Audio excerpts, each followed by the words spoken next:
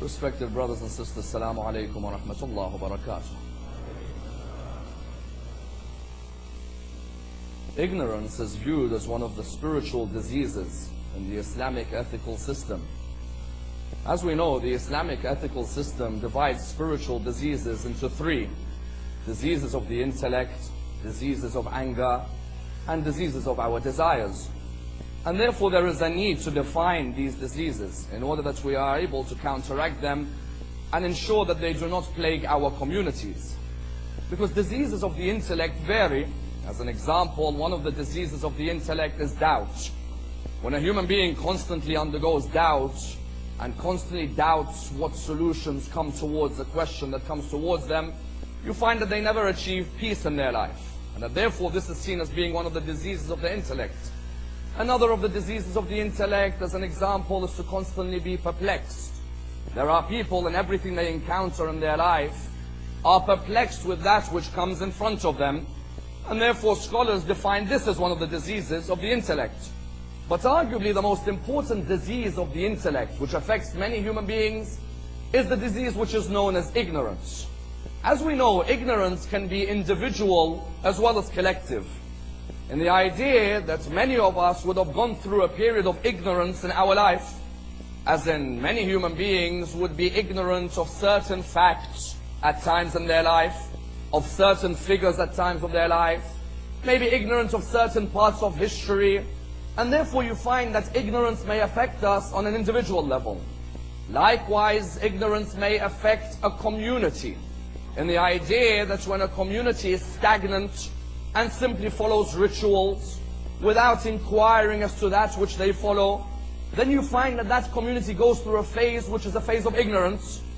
That phase can be seen as being something quite dangerous, and the idea that a community which is plagued by ignorance is one that may have members who despise each other, may hate each other, may be jealous of each other, may be envious of each other. And therefore the religion of Islam sought to come forward in order to define this disease of ignorance, as well as to look at the different types of ignorance, and then offer a cure for those who are going through a period of ignorance. Because we find Amir al-Mu'mineen a quite beautiful line stating that our enemies are not the Christians and the Jews. Our enemy is our own ignorance.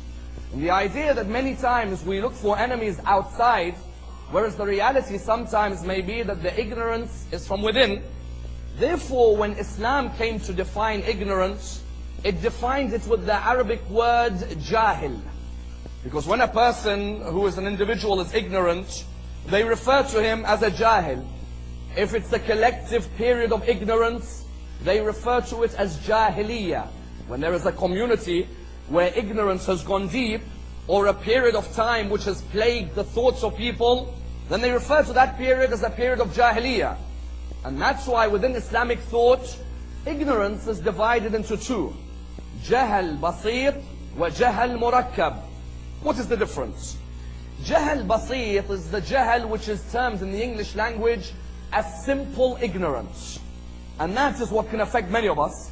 And the idea that many of us may have a speciality in one field, but we are not so good in others. You may find many mathematicians who are not great historians, or many scientists who aren't so great in literature.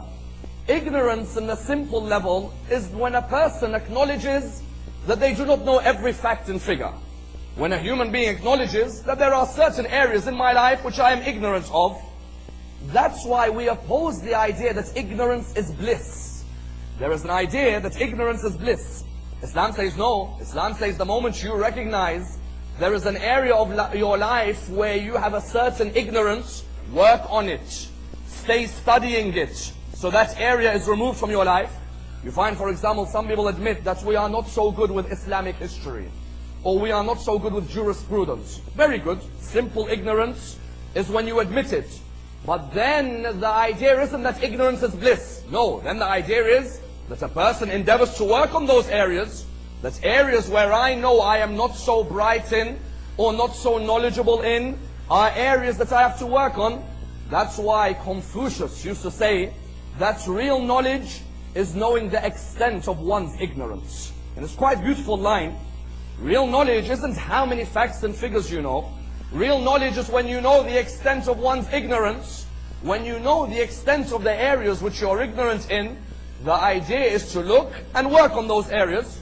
Therefore, within the Arabic language, this was termed as jahl basir, simple ignorance, and that which affects many.